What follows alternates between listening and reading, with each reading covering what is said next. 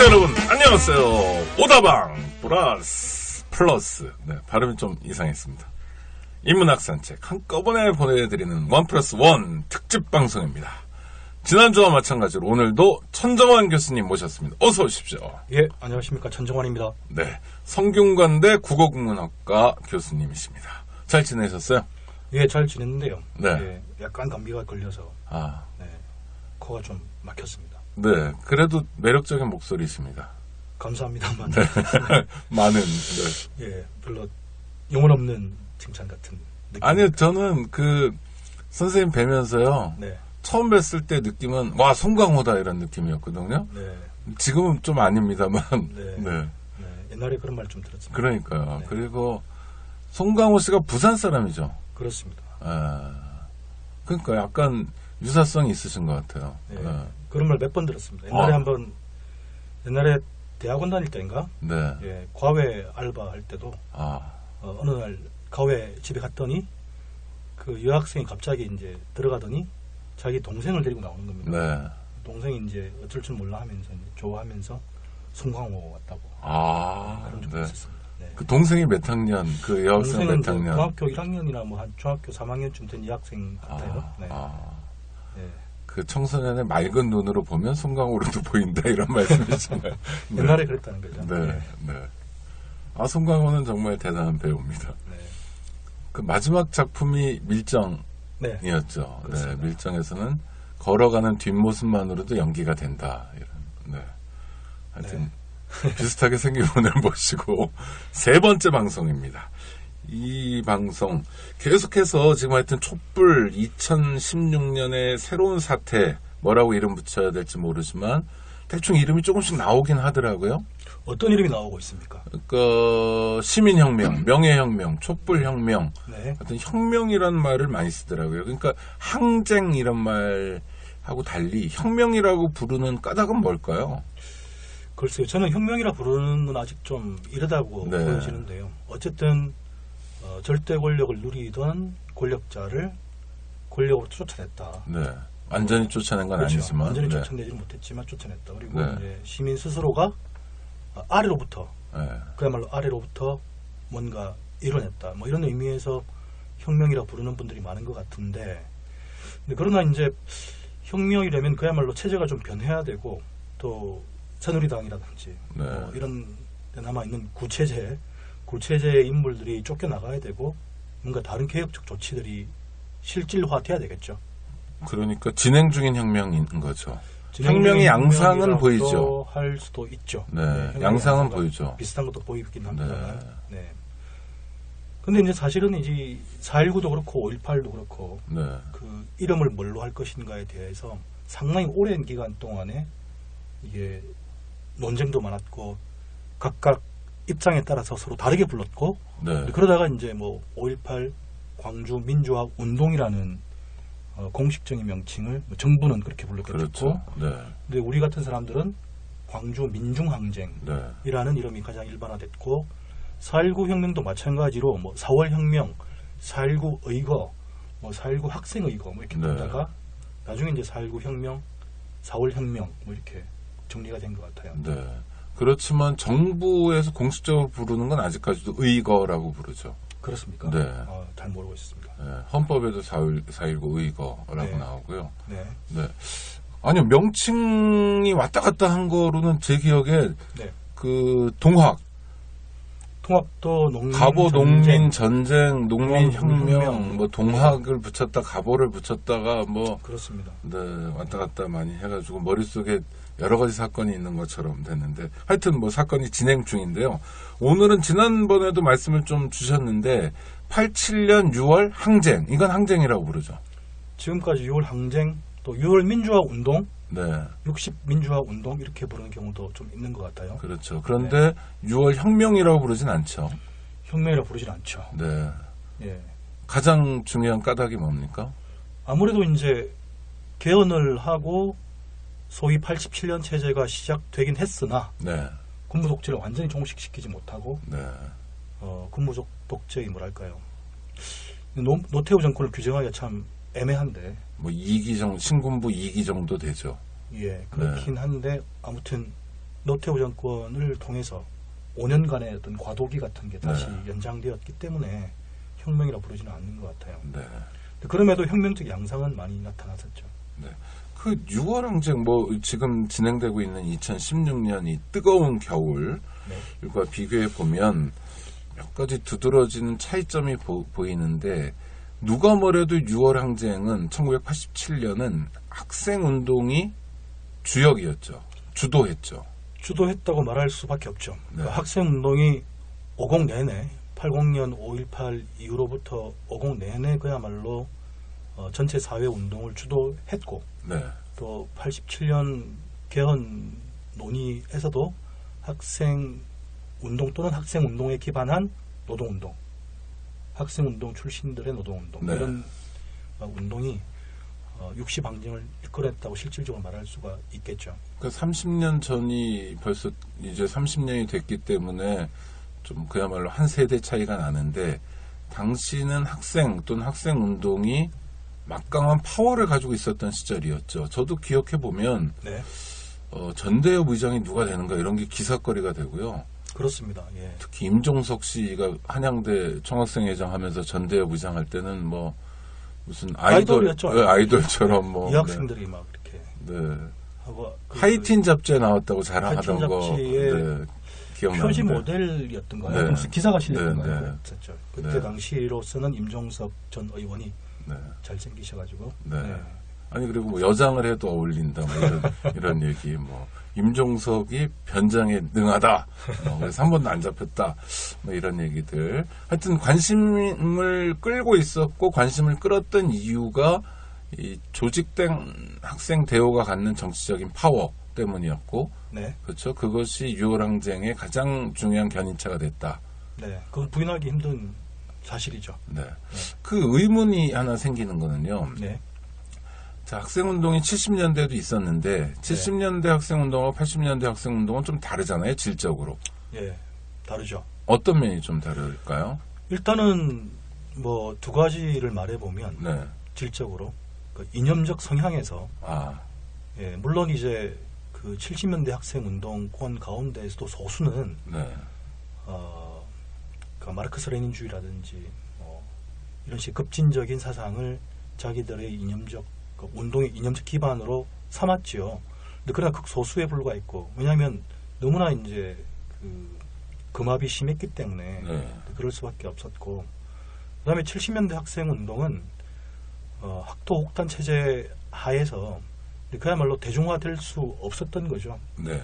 예, 대중화될 수 없었고 또 정확한 그 변혁론이라든지 사회 구성체론 같은 자기 이론적 기반과 학생 운동론 그 자체 어떻게 학생을 조직할 것인가 뭐 이런 면에 있어서도 80년대에 비하면 훨씬 초보적인 단계에 있었다고 말할 수밖에 없죠. 약간 지사적 운동 뭐 이런 느낌도 좀 있죠.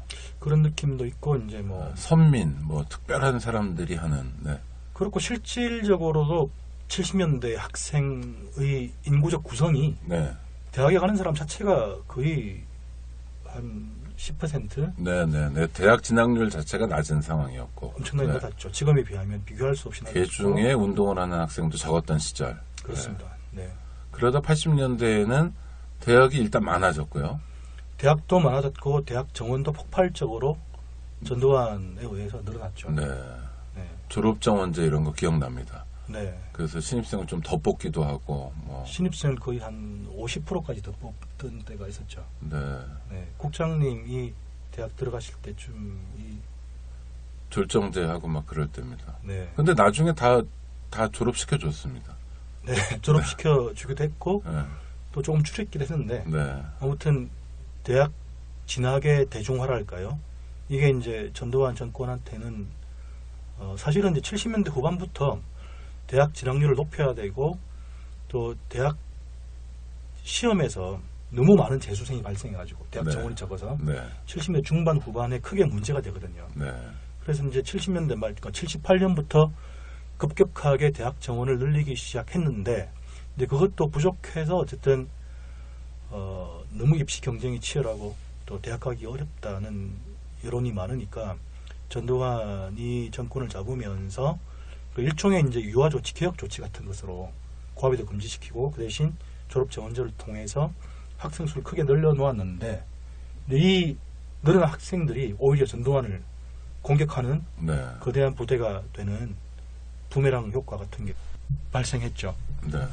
그건 이제 객관적인 조건이었고요. 네. 그러니까 학생 수가 늘었다. 그렇죠. 네. 그러니까 데모할 만한 사람들도 늘었다는 건 되는데 네. 그렇다고 데모가 많아지거나 학생들이 조직화되거나 이런 건 아니잖아요. 그러니까 그렇습니다. 뭐랄까 객관적 요소도 있지만 주관적 요소 같은 것도 있을 것 같은데요. 근데 그게 뭐 계속 규명해 보아야 할 재밌는 문제라고 생각되는데요. 네. 근데 말씀대로 뭐 단지 늘었다고 해서가 조건은 아닌 것 같고, 그리고 80년대 초반에는 그야말로 폭압이 심했지 않습니까? 그러니까요. 5.18 이후에. 예, 5.18 이후에 네. 너무너무 폭압이 심했고 학내 집회조차도 자유스럽지 않았고. 아니, 학교에 경찰이 있었죠. 그렇죠. 네. 목숨을 걸고 네. 학내 집회 한번 하려고 네. 80년대 초에는 이렇게 목숨을 걸고 하는 학생들도 실제로 있었고 실제로 죽기도 했고 뭐 그런 상황이었는데 어떻게 가능했을까? 네.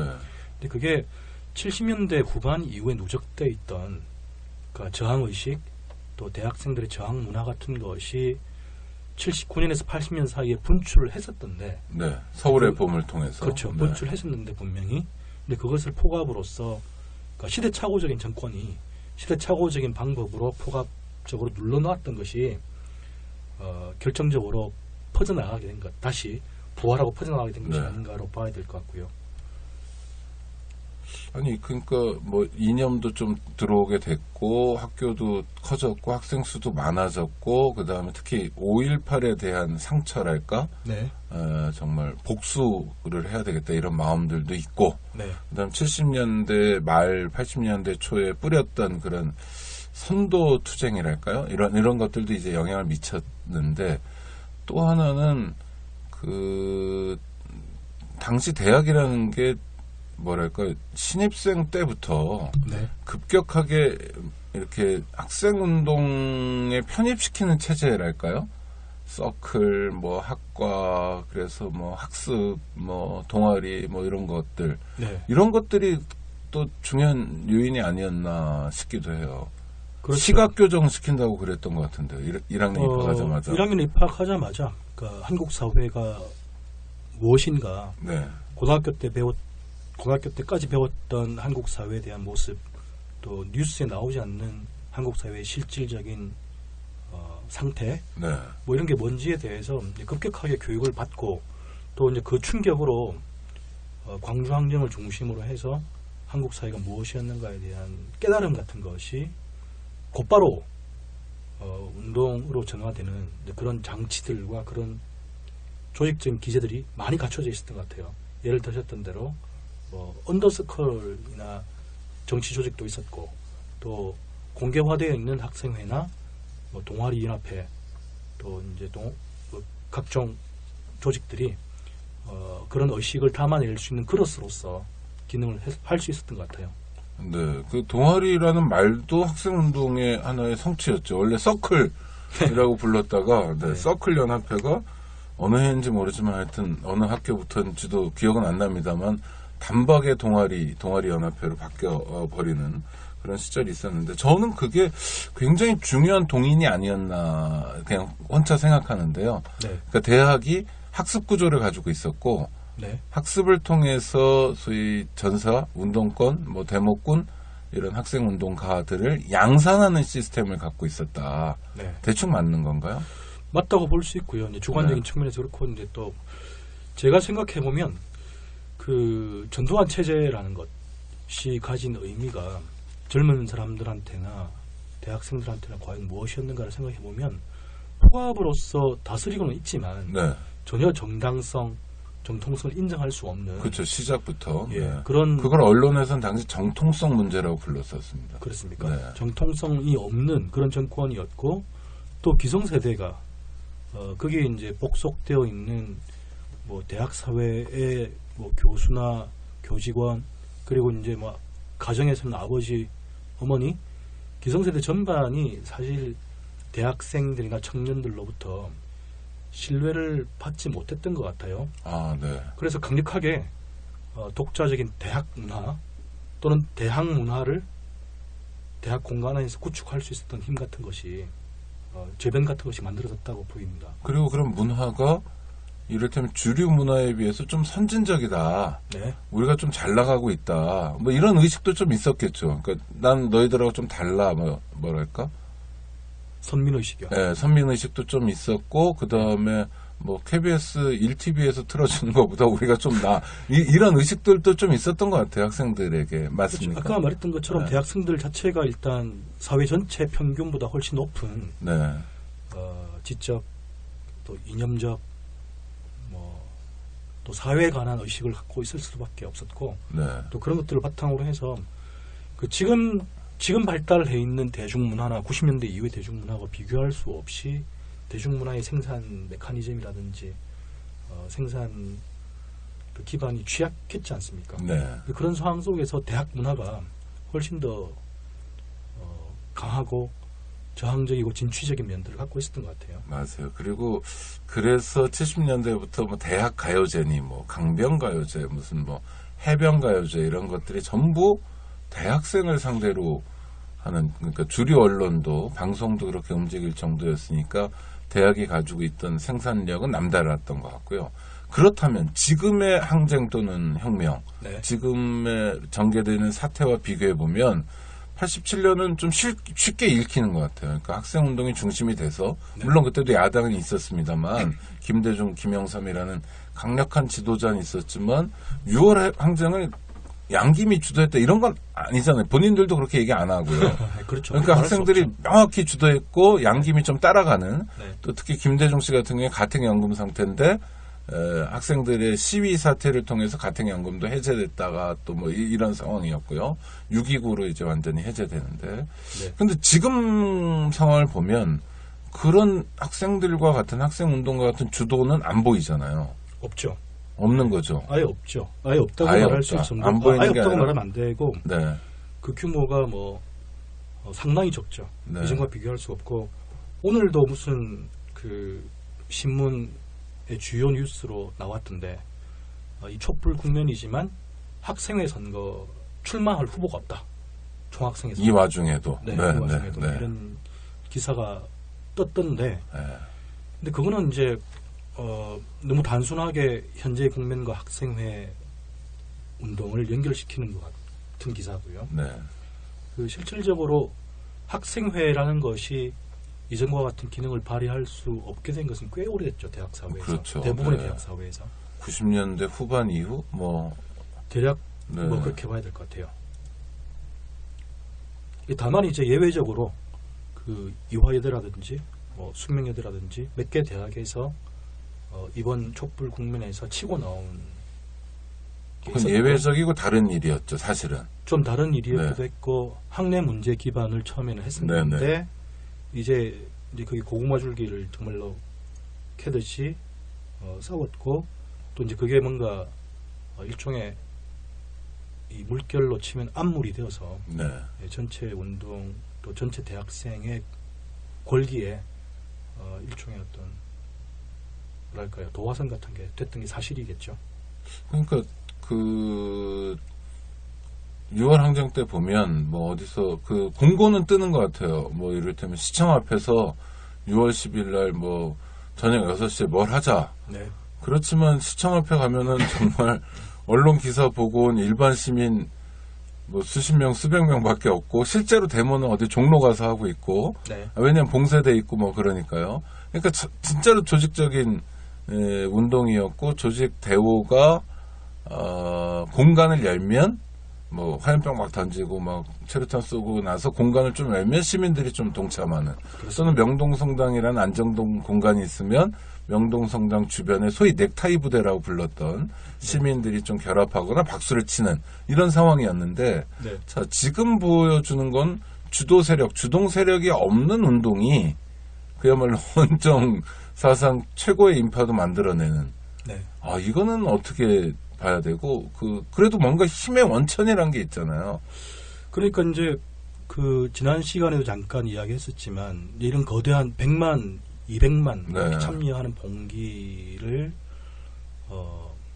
누가 주도하고 있다, 또 어떤 세력이 가장 중심이다, 이렇게 말하기가 좀 힘들고 그야말로 잡색 예. 민중, 그러니까 다중이란 말로 하기도 하는 그런 존재들이 나와 있는 거에 확실한 것 같고요.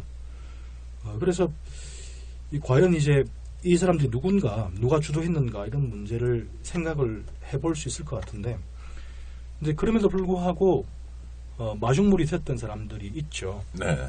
그러니까 이 끝없이 박근혜 정권의 실정과 잔인함과 무능함을 고발하고 싸웠던 뭐 세월호 유가족이라든지, 그렇죠. 네. 백남기 지금도 선생 뭐 대열에 늘 유가족이라든지. 앞에 계시고, 네. 또 이제 민중총궐기 투쟁본부를 네. 주도했던 분들이라든지, 또 이제 민주노총이나 전농처럼 언제나 이제 민중의 생존권과 민주주의 문제를 걸고 싸우고 있는 사람들이라든지, 뭐 이런 게 기본적인 바탕이 되었을 거고요. 언제나처럼 네. 되었을 거고. 근데 그거는 일종의 상수잖아요. 일종의 상수죠. 네. 근데 그런 상수가 이제 항상 시민단체나 뭐 일부 언론인, 일부 지식인 들이 있을 거고, 근데 거기다가 이제 판이 커지기 시작하면서 덧보태졌는데, 그러니까 이제 우리가 이번에 생각해 보면 1차 때 2만, 네. 2차 때 20만, 3차 때 100만, 4차 때가 거의 이제 전국과 지방해서 뭐 120만인가 100만 좀 나왔고, 네. 5차 때 190만, 6차 때 230만, 뭐 이런 식으로 기하급수적으로 커졌던 그렇죠. 국면들이 있지 않습니까? 보고도 믿기 어려운. 네. 네, 그렇죠. 그러니까 이제 뭐 1차 때랑 3차 때가 차이가 거의 100만 명이 차이 나는 거죠. 네. 1차 때는 2만 명만 모였고, 이건 그냥 민중총궐기 투쟁본부에서 하던 그 대회, 뭐 이런 거였는데. 그렇죠. 1차에서 6차까지 가는데 100배 이상 규모가 커졌으니까요. 네. 네. 그러니까 이제 온갖 힘들이 보태지고 누가 선도했다고 말하는 것이 무의미해지는, 그러니까 이제 마중물이 되어서 앞물이 되어서 이끌어내긴 했지만 한 3차, 4차 지나가면 그냥 알아서들 다 나오는 네. 이런 국면이 펼쳐졌죠. 아니 그러니까요. 그 힘이 뭐냐는 거예요. 그 힘. 박근혜의 실정, 박근혜가 싫다, 박근혜가 밉다, 새로운 세상을 원한다. 네. 아니면 뭐 SNS입니까? 뭡니까 이게? 그러니까 저는 특히 놀라운 게 네. 7자 집회였는데요. 네. 6차까지는 특정하게 이제 박근혜 퇴진이라는 정치적 목표가 있으니까 사람들이 쭉 가기가 좋아요. 그리고 박근혜가 김진태도 그랬고 뭐 여러 사람들이 이제 막 군불대기를 하잖아요. 곳곳에서 이래도 안 나올 거야. 막 이래가지고 이제 막 늘어났어요. 네. 기세가 그렇게 쫙 올라갔는데 네. 문제는 탄핵이 가결됐고 가결된 것도 우주의 기운을 받은 거 아닙니까? 뭐 1, 2, 3, 4, 5, 6, 7, 8, 9 뭐 네. 10까지도 나오고 그러는데 234표는 많은 사람들이 예상했던 것보다 많은 표로 가결이 됐잖아요. 그렇습니다. 탄핵소추안이. 네. 그랬다면 분명한 정치적 승리를 챙겼잖아요. 네.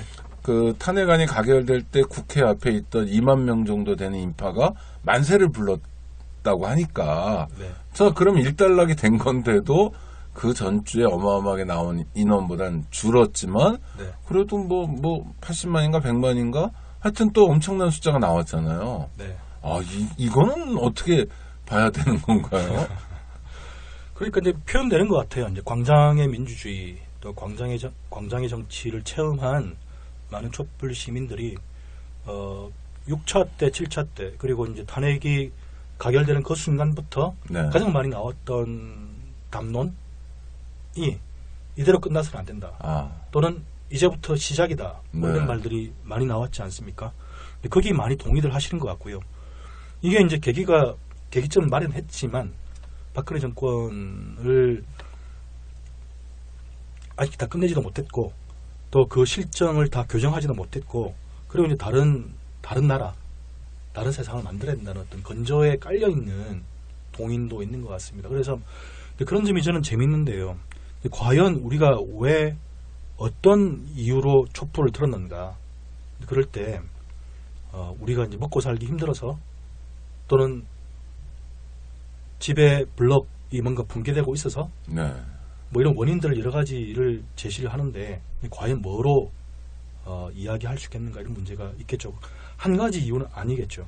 여러 가지 흐름들이 합쳐져 있고 그 건재는 이제까지 쌓여온 어떤 분노와 모순과 또 이걸 바꿔야겠다는 어떤 뭐 삶의 팍팍함 이런 게 작용하고 있겠죠, 분명히.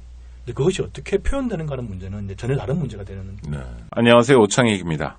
인권연대는 정부나 기업의 지원을 사양하고 오로지 시민의 참여로만 운영하는 100% 순도의 민간 인권단체입니다. 1999년 창립 이래 한눈 팔지 않고 오로지 인권운동에만 매진해 왔습니다. 인권연대 회원으로 참여해주세요. 인권연대 회원이 늘어나면 그만큼 인권연대의 활동도 풍부해지고 활발해집니다. 인권연대 회원가입은 인권연대 홈페이지를 참고해주세요. 감사합니다. 그러니까 6월 항쟁과 가장 큰 차이는 네. 그때는 뭐 하나의 그룹이었을 것 같은데 네. 지도부가 있었죠. 지도부가 있다고 말할 수 있죠. 6월 항쟁 때 지도부가 있었죠. 그래서 네. 뭐 어떻게 싸운다, 어떻게 한다. 그리고 그 국민운동 본부에서도 그런 지침들을 내렸고 그랬는데 당시 국민운동 본부의 위상과 지금 탄핵을 추진하고 했던 이 뭐죠 지금 조직 시민행동이요. 네네 박근혜 퇴진 범국민행동 네. 하고는 전혀 위상이 다르고 이건 약간의 가이드 역할 뭐 정도 하는 것 같고 저 땐 지도를 했던 것 같고 그런 하여튼 중대한 차이가 있고요. 그래서 저는 자꾸 궁금해요. 앞으로 이건 어떻게 하는 건지. 그리고 시민들이 누군가에게 이제 교양이나 지도를 받고 탄핵안이 가결됐어도 이게 끝난 게 아니라 이제 시작이다라고 얘기하는 게 아니라 네. 스스로 그냥 자기가 얘기하잖아요. 그러니까 지도자가 되게 많은 정말 100만 명쯤 있는 것 같은 그런 생각이 드는데 네. 이 변화는 어떻게 이게 참 교육의 힘인가요? 뭐 인터넷 뭐 모든 걸 다 합한 것의 힘인가요? 뭐 저는 이제 그런 거를 뭐 대중지성이라 불러보기도 하고 뭐 집합지성이라 부르는 분도 네, 있고 다중지성, 예, 뭐, 대중지성 뭐 이렇게 불러보는 분들도 많은데 아무튼 뭐 87년대처럼 대학생과 재야가 지도의 위치에 있거나 훨씬 더 많이 알고 있고 네. 그 프로그램을 가지고 있고 대중은 이제 거기에 따라가거나 이제 그것을 그냥 뒷받침해주는 존재이고 이런 구조는 없죠, 더 이상. 네. 없고 말씀대로 100만 명이 나오면 100만 명이 하나하나 어떤 생각의 주체이고 또 촛불이라는 행동도 사실은 굉장히 상징적이죠. 네, 네. 촛불 하나를 밝히는 거잖아요. 네. 뭐 횃불일 수도 있지만 네. 촛불 하나를 밝힌다는 것이 가지고 있는 어떤 주체성의 양상이 재밌죠. 어떤 분은 뭐 자유로운 개인들이라는 표현도 썼고 또 이번 촛불이 갖고 있는 가장 주요한 주체성으로서 특징을 뭐 혼참러, 네. 혼자 참석한 분들, 혼자 참여한 분들 꽤 있더라고요. 그런 상당히 분들이. 있죠. 네. 뭐 이렇게 표현하기도 했던데, 근데 그게 거기서 게재되어 있는 거기 있는 주체성이 무엇인가를 분석하고 또 그 주체성과 또 이제 아까 말씀드렸던 기존에 조직된 대중들, 뭐 전농, 민노총, 또 이제 어떤 상수들과의 관계 뭐 이런 것들도 상당히 중요한 주제가 될 것 네, 같습니다. 전 선생님 말씀하신 것 중에 첫 대목에 많이 알고 있는 네. 지도부가 네, 없다. 그 뭐냐면 네, 그 시민들도 너무 많이 하는 거고 또 알아야 될 정보가 차고 넘치잖아요. 네, 아니 그러니까 흔히 요새 뭐 시국이니만큼 세상 돌아가는 얘기들을 서로 많이 하는데 무슨 얘기들 하다 보면 저도 제가 모르는 뉴스들이 많아요. 네. 나중에 검색해보면 그런 뉴스가 다 나왔더라고요. 그런 뉴스는 대부분 이제 뭐 박근혜와 그 일파들의 네. 이런저런 막 정말 다 주워 섬기기 힘들 정도의 복잡한 비리와 이상한 행동들 또 뭐 아직까지 해결 안 된 여러 가지 미스터리들 많지 않습니까? 네네. 뭐 그런 것들에 관한 거죠. 아니 그런 것도 그렇고 뭐 야당에 대한 것도 하여튼 뉴스 있잖아요. 뉴스가 네. 그 한 사람이 이렇게 꼼꼼히 챙기기 어려울 정도로 많이 쏟아지고 있고 매체도 많고요. 네. 그다음에 정직하게 얘기해주는 뉴스들도 꽤 많고요. 숫자로 물론 그렇습니다. 뭐 주류 언론에 비해서 처진다고 하지만 영향력에서 결코 처지는 것 같지 않다는 느낌도 좀 들고요. 그런 게 하나의 원인이 아닌가. 그러니까 정보가 독점된 게 아니라 네. 일반 시민 그냥 어떤 일을 하든 간에 또는 중학생이라도 나도 저 지도부였던 사람들, 지도부 역할을 할 것 같은 사람들만큼 알 수 있다, 알고 있다, 네. 라는 게 87년 6월 항쟁과 지금의 차이가 아닌가라는 생각이 드는데 어떠세요? 그 이제 봉기에서 이제 미디어의 문제를 말씀하시는 것 같은데요. 미디어도 있지만 미디어를 수용하는 수용자가 네. 그러니까 예전에는 이제 정보라는 게 뭐 언론에 잘 안 나오고 뭐 일단 뉴스로 나오고 행간의 의미를 알아야 하고 그렇습니다.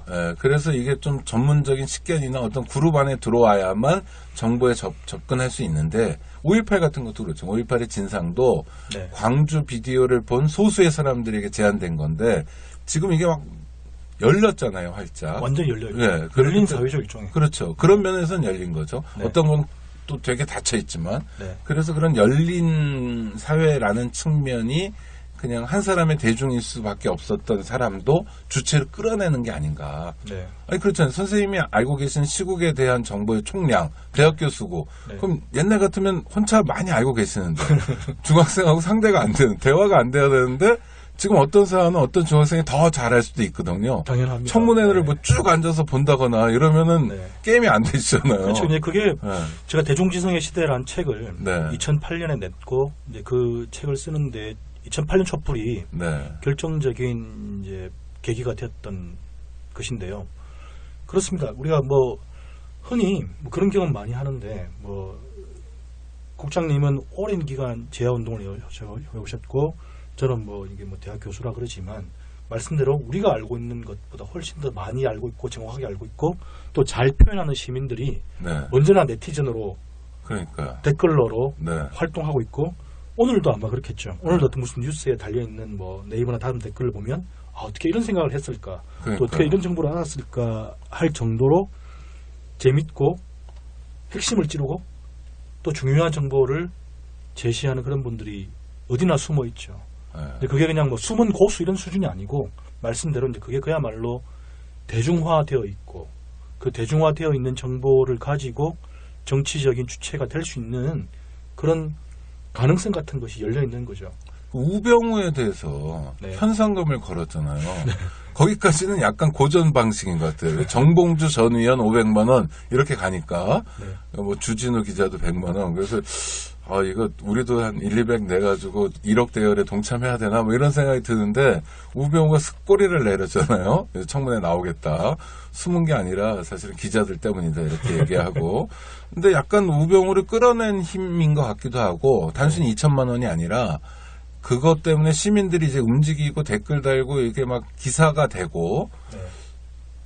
하여튼 그 놀라운 힘을 보여주고 있는 것. 또 하나는 제가 뉴스 보다 봤는데 댓글 중에 우병우가 청문회 나온다고 그러니까 에이 현상금 좀 받으려고 그랬더니 하여튼간에 도움이 안 돼요. 저 인간은 뭐 이런 말들이 아무것도 아닌 것 같은데 정말 웃기기도 하고 네. 저분들이 저도 끌어가는구나 이렇게 저도 끌려가는구나. 아니 네. 어떤 특별한 지도자 무슨 뭐 어떤 위대한 지도자 양김 이런 사람이 아니라 네. 그냥 일반 시민이 저에게도 우병우에게도 또 대학 교수 천정환 교수님에게도 막 영향을 미치고 그렇습니다. 서로가 지도자가 돼서 끌고 가는구나 네. 이런 느낌을 받는데 네. 정보의 문제 좋습니다. 정보의 문제가 정말로 중요하죠. 네. 중요하고 이제 뭐 한두 가지로 정리할 수 없을 만큼 이제 그 양상 아까 말씀드렸던 대중지성의 존재 방식 또 존재하는 양태랄까 이런 것이 복잡하긴 하지만 뭐 말씀하신 것처럼 언제나 사실은 상수처럼 또 존재하고 있죠. 네. 네이버든 뭐 각종 커뮤니티든 또 다음 뉴스에 댓글 다는 분들이든 네. 또는 뭐 페이스북이든 페이스북이든 이런 굉장히 열려있는 공간들에 상존하고 있고 그 양반들이 가지고 있는 그들이 가지고 있는 정의감, 네. 지식, 정보 이런 것들이 언제나 공유되고 있죠. 언제나 영향을 미치고 있죠. 근데 그게 어떤 방향으로 무엇을 향해서 움직이는가 하는 것이 어떤 행동이나 새로운 변화를 만들어낼 텐데 이번 전국에서는 그것이 박근혜와 그 일파 그리고 새누리당을 향한 분노로서 모아지고 또 그게 통합된 힘으로 급격하게 번져나갔던 것이라 볼 수 있겠죠.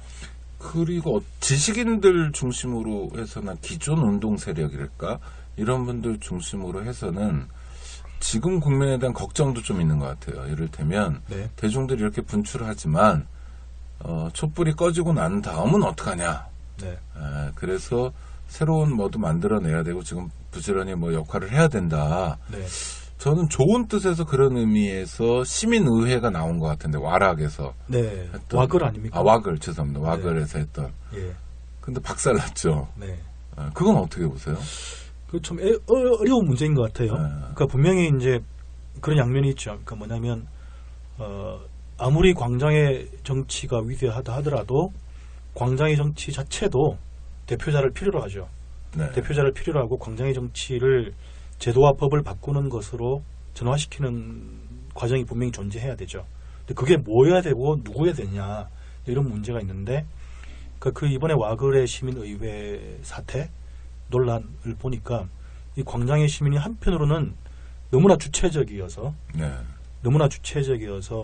그런 분들이 자임하는 대표성 같은 걸 인정할 수가 없다. 내가 했는데 왜 네가 대표를 하려고? 내가 널 뽑은 적이 없잖아. 그렇지. 그렇게 말하는 것 같기도 하고요. 너무 주체적이어서. 네. 다른 한편으로는 아직까지 덜 주체적이어서 네. 내가 이걸 판을 먹겠다.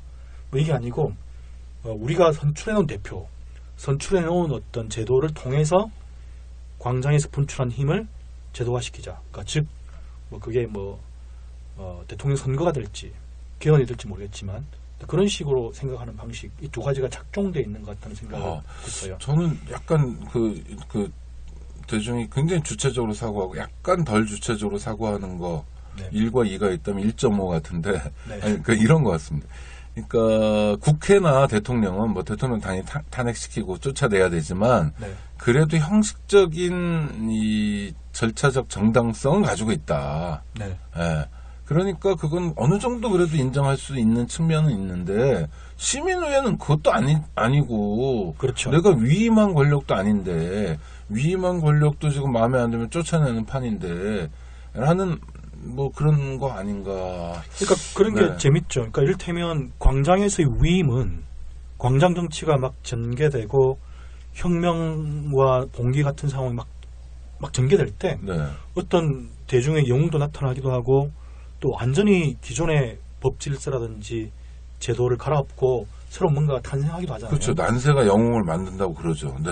난세가 영웅을 만든다는 그 수준보다 네. 더 아예 이를테면 재헌적인 네, 그렇죠. 새롭게 뭔가 네. 우리가 의회가 필요하고 대표자가 필요하고 지금까지 있었던 뭐 대통령, 장관, 뭐 국회의원 다 필요 없다. 네. 그렇게 되었을 경우에 과연 그런 새로운 위임과 혁명적인 재헌적인 위임은 어떻게 일어나는가. 근데 이걸 생각을 해보면 아직까지 그 단계가 안 된 거죠. 그렇죠. 안 됐고 적어도 11월, 12월 사이에 있었던 이 투쟁을 담화를 걸었으로는 현재 국회, 현재 우리가 위임했던 저기 있는 어떤 사람들, 뭐 대권 후보라 표현해도 좋고요. 네. 또 그런 사람들한테 일단 맡기는 듯한 자세를 취하고 있는 게 다수의 민중의 생각인 것 같아요. 하여튼 새로운 사태여서 이렇게 얘기가 좀 길어지고 그러긴 하는데요. 이럴 때 방법이 이제 역사적 교훈을 좀 찾아보는 거겠죠. 그렇죠. 그러니까 이를테면 3.1운동 때. 네. 3.1운동 때 어떤 일들이 벌어졌냐면 이런 거죠. 3.1운동을 통해서 7천여 명의 민중이 죽고 또 수백만 그렇죠. 명이 총독부 발표 7,500명이면 네. 실제로는 훨씬 더 많이 죽은 거죠. 네. 그럴 수도 있고요. 어쨌든 그런 거대한 봉기를 통해서 뭔가 새로운 나라를 건설해야 한다는 합의 같은 것이 존재했을 텐데 네. 근데 이제 과연 어떻게 라는 게 있잖아요. 어떻게 하는 게 있는데 총독부 정치를 개혁하자. 네. 총독을 우리 손으로 뽑자. 네. 라든지 네. 총독부 정치에 총독부 장관들, 총독부 관료들을 우리가 뭐 이렇게 새롭게 뽑자 이런 게 아니잖아요. 네. 뭐 지방자치를 허용해달라 이런 게 아니었죠. 그런 게 아니고 좀 덜 때려달라 이런 것도 아니고 그렇죠. 네. 그런 게 아니고 어떻게 맞습니다. 했냐면 경향 각지에 있는 어떤 사람들이 네. 정부를 선포해버려요. 네. 우리가 정부다. 네. 우리가 새로운 정부다. 네. 그러니까 총독부 정치, 총독부를 아예 부정하는 거잖아요. 전면 그렇죠. 부정하는 네. 거잖아요. 근데 그거에 대해서 또 그렇게 태어난 것이 수십 개의 정부가 선포되었는데 그중에 대표적인 몇 가지들이 있고 그중에 어떤 대표자들이 모인 게 상해 임시정부잖아요. 그렇죠. 네. 대한민국 임시정부. 사실은 여러 중에 하나였죠. 그렇죠. 네. 근데 그 과정을 살펴보면 네. 만약에 이제 이 촛불이 만약에 이런 정황인데 네. 아무도 우리 대표자가 할 만한 사람이 없다는 네. 그런 대중의 동의라든지 또는 폭압이라든지 그래서 아예 전체 법 질서와 체제를 다 부정해야 될 때 자생적으로 뭔가가 생겨날 수도 있겠고 네. 뭔가 자기가 대표자임을 자임하는 사람들도 나타날 수도 있겠죠. 네. 근데 지금 이제 이 와그레 방식은 뭔가 소리 같다고 해야 되나? 하여튼 뭔가 뭔지 잘 모르겠는 네. 그런 거죠. 저도 사실은 거기 처음에는 보고 말씀하신 것처럼 그렇지 이런 식으로 단지 우리가 현재 위임되어 있는 우리의 대의자들, 대표자들한테 그리고 현재의 정치 구도, 뭐 대권 경쟁이라든지 뭐 새누리당 안에서 권력투쟁이라든지 이런 거하고 다른 뭔가를 통해서 뭔가 의사를 전달해야 되고 새로운 정치 권력에 향한 지향을 표현해야 한다는 생각을 하지만 네. 그게 구체적인 어떤 메커니즘과 경로가 뭔지는 아직 잘 모르겠단 말이죠. 6월 항쟁 때요. 네. 6월 항쟁 때 하여튼 이겼잖아요. 그게 이제 6.29라고 극적으로 나오는 거 아닙니까? 물론 6.29가 뭐 전두환이 있냐 노태우가 있냐 뭐 이런 얘기도 있고 그러지만 하여튼 국면이 보면 일단락 되는 국면이 있잖아요. 그렇죠. 6월 29일이었죠. 네, 29일에 일단락 되고 7월 5일 이한열 장례식을 통해서 민중들이 힘을 보여주고 네. 그리고는 이제 바로 헌법 개정으로 가는 거 아닙니까? 개헌으로 가잖아요. 네. 개헌의 결과 87년 체제 네. 그리고 대통령 선거 이게 정말 몇 달 사이에 그냥 쑥 지나가 버렸는데 네. 결국 지금도 비슷한 구도가 아닐까요? 그러니까 개헌에 대해서 좀 논의하자라는 정치인 그룹들도 있고 네. 시민 다수는 개헌은 정략적으로 보지 말고 나중 얘기고 지금 하여튼 이런 사람들이 좀 다수인 것 같고 네. 정치인들 중에서도 개헌 꺼내면 안 된다라고 얘기하는 사람들 좀 있는 것 같고 네. 그렇지만 하여튼 개헌이란 국면이 87년처럼 있을지 없을지 모르지만 분명한 건 지금 항쟁 또는 혁명이 결국 대선으로 귀결될 거잖아요. 그럴 가능성이 거의 뭐 90%겠죠.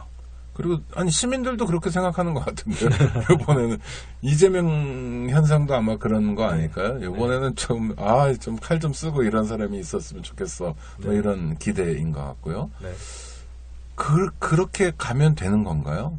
그러면 또 87년이 반복될 수 있는 건 아닌가요? 이를테면 구도라든지 뒤집기에 능하다든지 자원이 풍부한 새누리당이나 보수 세력들이 지금이야 뭐 이렇게 밀리고 어쩔 수 없고 그렇지만 뭐 이런 우려들도 좀 있잖아요. 당연한 우려겠죠. 또 당연한 우려고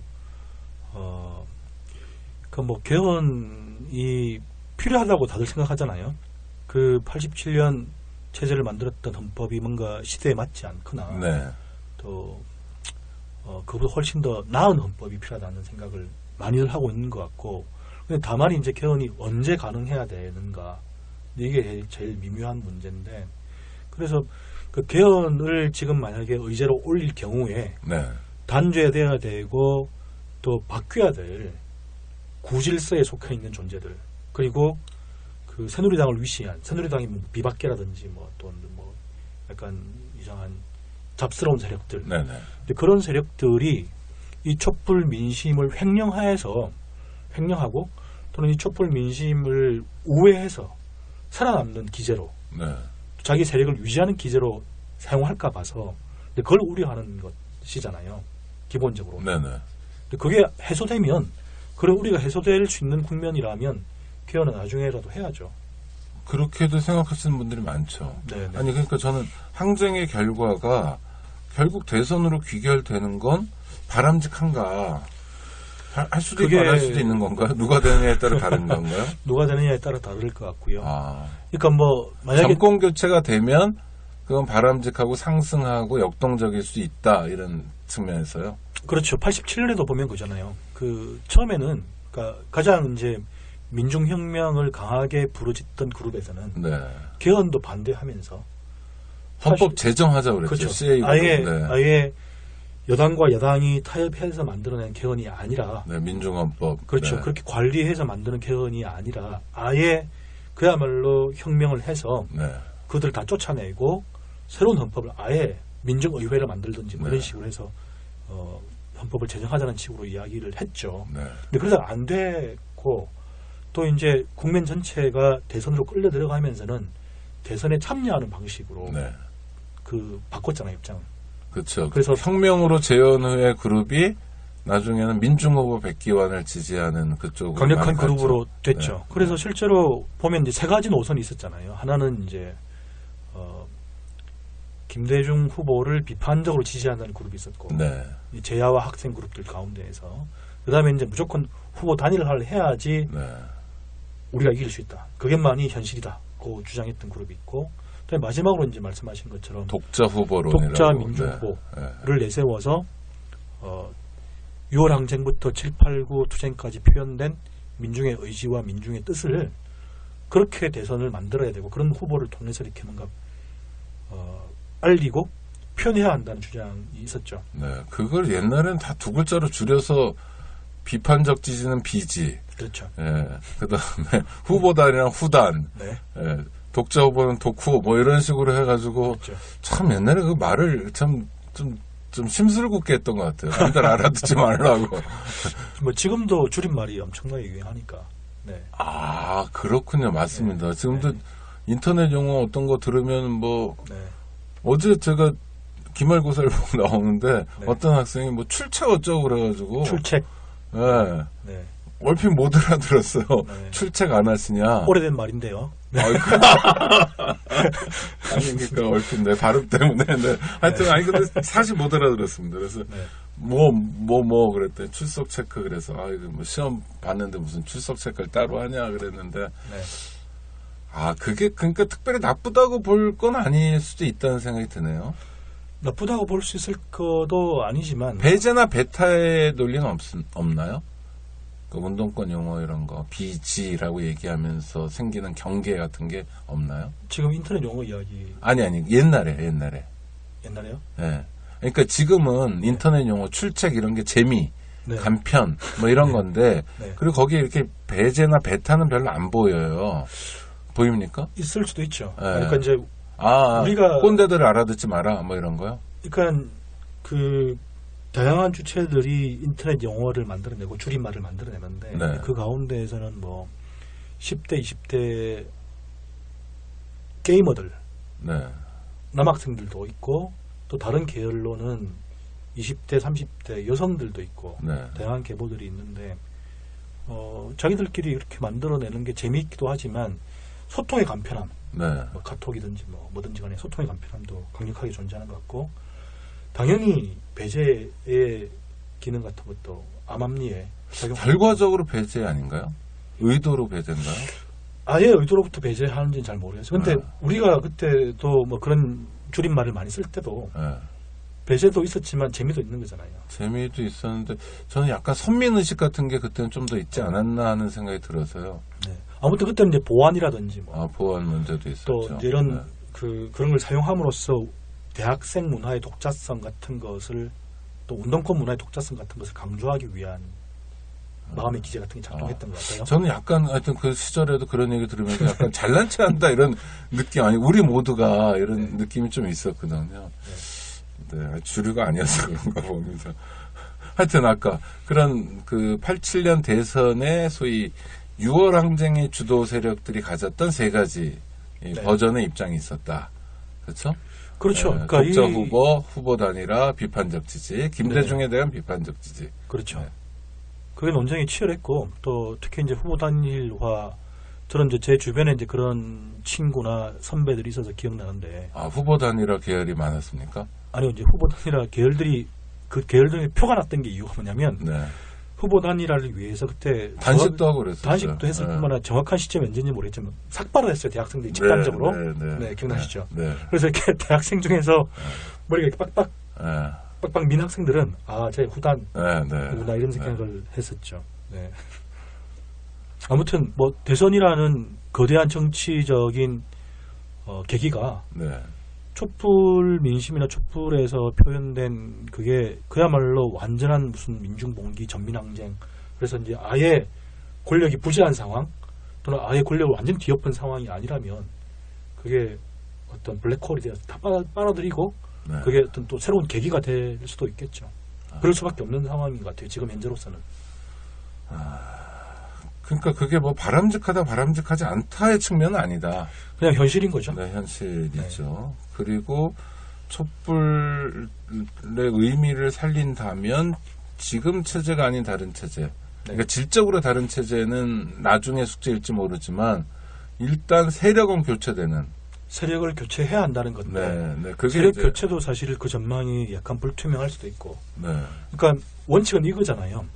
우리가 이 촛불에 표현된 개혁의 의지, 민중의 뜻, 촛불 시민의 마음, 그걸 어떻게 대선에서 담아낼 것이고 어떤 당이나 어떤 후보를 통해서 담아낼 것인가, 이게 관건인 거잖아요. 그게 뭐냐는 거죠. 그 움직임은 아직은 보이진 않는 거죠, 본격적으로요. 근데 그게 이제 기존의 후보들, 또 기존의 정당이나 뭐 세력들에 근거해서 표현되고 있는 것 같아요. 그러니까 예전 같으면 이런 새로운 국면, 저항의 국면에서는 진보 정당이나 좀 더 선명한 정강 정책을 가진 정당들이 부각되기도 하고 그러기 마련인데요.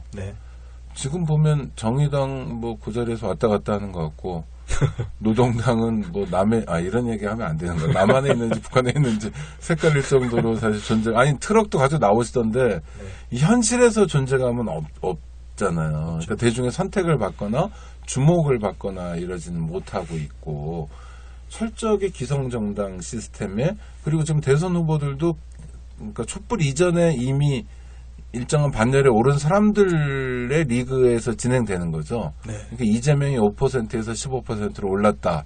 뭐 문재인이 몇 % 더 올랐다. 이런 수준 아닙니까? 그게 다인 것 같아요. 현재로서는. 그리고 이제 뭐 반기문은 한 10% 빠졌나요? 반기문 총장은 10% 빠지고 안철수 의원도 한 5% 빠졌죠.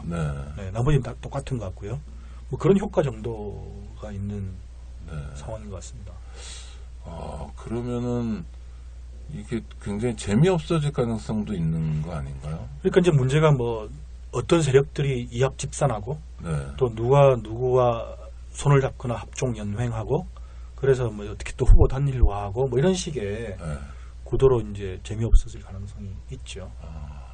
그래도 우리는 교훈을 남기고 또 그전과는 다른 대한민국을 만들어 가자. 뭐 이런 욕구는 있잖아요. 그러니까 일반 시민들에게 그 최소한 정권 교체는 해야 된다. 그 정권 교체를 해야 되고 그 정권 교체라는 것이 촛불 민심을 받아 안는 방식의 내용의 정권 교체해야 된다. 이것까지는 이제 합의를 광범위하게 할 수 있지 않습니까?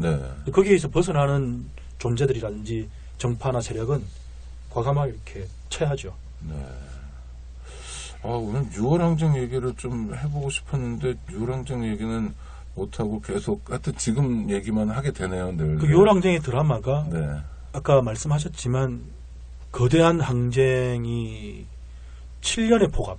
사실은 이제 그 전에 그렇죠. 61년 박정희 이후 뭐 그렇죠. 18년간의 폭압. 그리고 잠깐의 서울의 봄. 그다음에 7년에 다시 폭압. 그걸 종결짓는 거대한, 그야말로 거대한, 상상하지 못했던 6월 항쟁의 책에 나오는 것처럼 아무도 예상하지 못했던 그런 거대한 항쟁이 일어났고, 그래서 뭔가 우리 세상, 더 나은 세상을 보려고 했는데 몇 달 만에 그냥 다 돌아가진 않았죠. 6월 항쟁이 만든 효과가 불가역적으로 한국 민주주의를 진전시키는 것도 분명히 있었지만 그럼에도 불구하고 노태우 정권을 탄생시키고만 그 드라마 희비극이죠. 그 완전한 비극은 아니고 일종의 희비극인데, 근데 그런 드라마로 귀결되지 않아야 된다는 것이 지금 우리가 이제 보고 있는 이 국면이 4.19 이후에 60년의 여름부터 겨울까지, 또 6월 항쟁 이후에 가을부터 겨울까지랑 비슷하다고 할 수 있는 측면들이 있잖아요. 아직 그까지는 못 갔죠, 사실은. 그렇죠. 박근혜가, 그리고 새누리당 의원들이 그냥 그 자리에 있으니까. 그러니까 아직 87년 6월 항쟁으로 보면 6.29가 아직 안 온 거죠. 6.29가 아직 안 온 거죠. 안 왔죠. 그렇죠. 뭐 탄핵이 뭐 인용되거나 탄핵이 인용되어야지 그게 6.29 정도 비슷한 거가 되는 거죠. 그 선생님 말씀하신 것처럼 6월 항쟁으로 비록 노태우가 뭐 신군부 2기 같은 노태우가 대통령이 됐지만 불가역적인 민주개혁이라는 건 뭐 좀 있었던 것 같아요.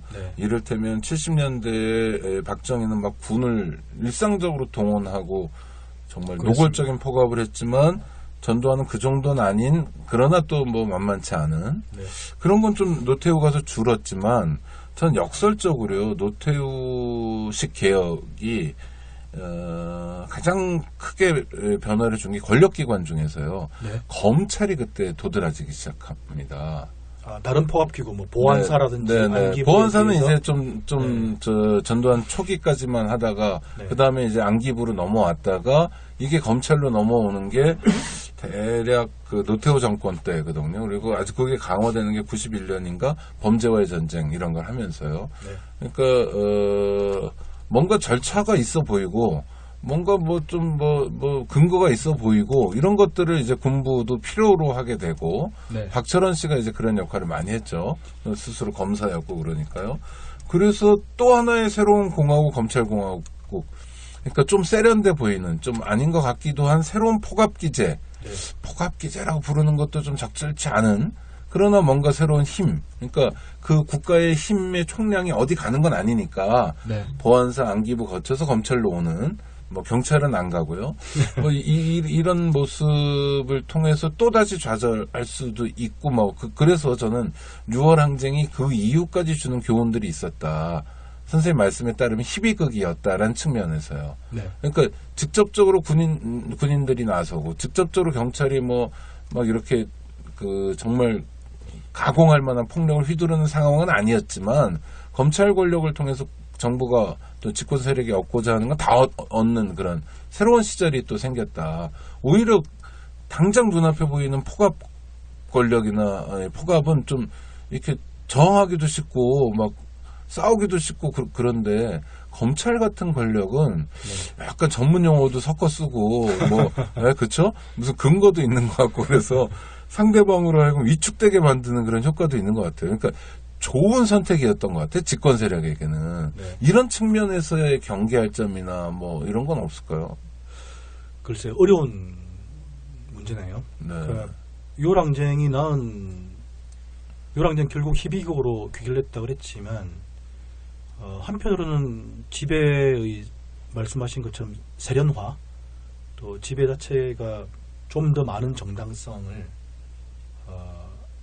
절차나 절차적 정당성이겠죠. 예, 네. 또 법적 형식적 정당성 같은 것을 확보하게 된 거잖아요. 네. 어쨌든 노태우 대통령은 40%에 가까운 민주적 선거. 그렇죠. 네. 유세 때 계란도 맞아가면서 대통령 된 거죠. 그렇죠. 네. 욕도 엄청 먹고 네. 또 양김하고 대결해서 이겼으니까. 네. 근데 그런 정당성을 확보했고요.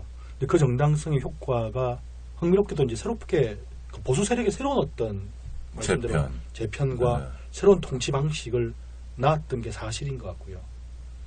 근데 그걸 당연히 이제 그걸 직시하고 당연히 경계해야 되지만 사회 건재에서